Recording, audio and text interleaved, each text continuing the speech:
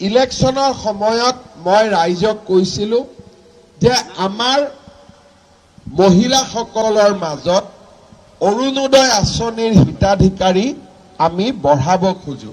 অৰ্থাৎ আজি যদি আমাৰ সৰু পথাৰত 20,000 মহিলাই অৰুণোদয় পায়, এইবাৰ আমি তাক 30,000লৈকে লৈ যাব খোজো, যাতে বেছিতকৈ বেছি মহিলাক আমি অৰুণোদয় আঁচনিৰ সুবিধা দিব পাৰো।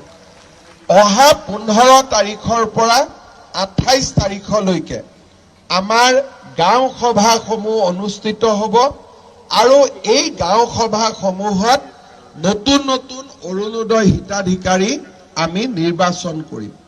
এইবাৰ আমি হিতাধিকাৰী নিৰ্বাচন কৰোঁতে সমষ্টিটোত যিমানটা পুলিং বুথ আছে সেই পুলিং বুথ অনুসৰি হিতাধিকাৰীসমূহ আমি বিতৰণ কৰি দিছো।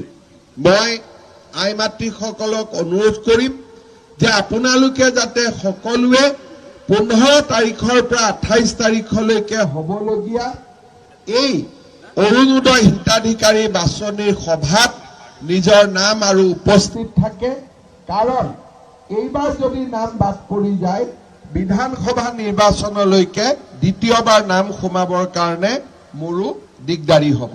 যিহেতু আজি মই সৰু পথাৰত আহিছো, 15 তাৰিখটো নিচেই ওচৰত, সেইকাৰণে এই বিষয়টো মই উল্লেখ কৰিলো। আৰু আগতে যিসকলে অৰুণোদয় পাই আছে তেওঁলোকেও নিজৰ নাম নতুনকৈ অন্তৰ্ভুক্ত কৰিব লাগিব। আগত যিসকলে পাই আছে তেওঁলোকেও যদি গাঁও সভাত এইবাৰ নিজৰ নামটো লিখাই নলয়, তেতিয়াহ'লে তেওঁলোকে অৰুণোদয় নাপাব। নতুনকৈ নিৰ্বাচিত হোৱা সকলেহে অৰুণোদয় পাব। সেইকাৰণে আগতে যিসকলে অৰুণোদয় পাই আছে তেওঁলোকেও যাতে অৰুণোদয় হিতাধিকাৰী সভাৰ বা হিতাধিকাৰী বাছনি সভাত উপস্থিত থাকে। ইলেকশনৰ সময়ত মই ৰাইজক কৈছিলো যে আমাৰ মহিলাসকলৰ মাজত অৰুণোদয় আঁচনিৰ হিতাধিকাৰী আমি বঢ়াব খোজো।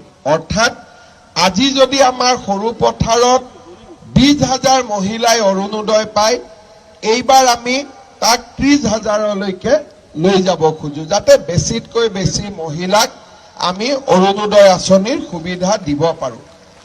অহা 15 তাৰিখৰ পৰা 28 তাৰিখলৈকে আমাৰ গাঁও সভাসমূহ অনুষ্ঠিত হ'ব আৰু এই গাঁও সভাসমূহত নতুন নতুন অৰুণোদয় হিতাধিকাৰী আমি নিৰ্বাচন কৰিম। এইবাৰ আমি হিতাধিকাৰী নিৰ্বাচন কৰোঁতে সমষ্টিটোত যিমানটা পুলিং বুথ আছে সেই পুলিং বুথ অনুসৰি হিতাধিকাৰীসমূহ আমি বিতৰণ কৰি দিছো।